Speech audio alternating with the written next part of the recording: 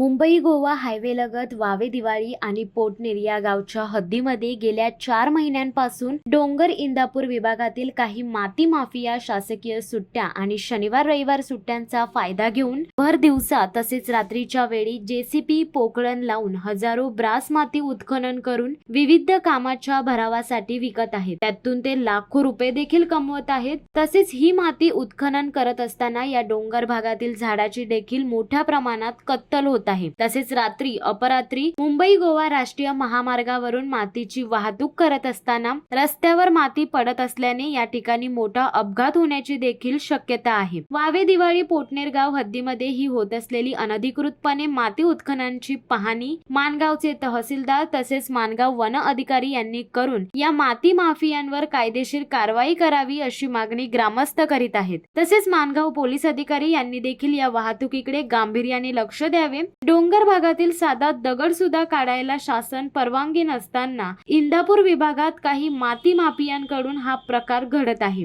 शिवसत्ता times साठी गौतम जाधव, इंदापूर। दे धडक बेधडक वृत्त देणाऱ्या आपल्या शिवसत्ता टाइम्स न्यूज चॅनलला लाल बटन दाबून सबस्क्राईब करा आणि बेल आयकॉनला क्लिक करायला विसरू नका।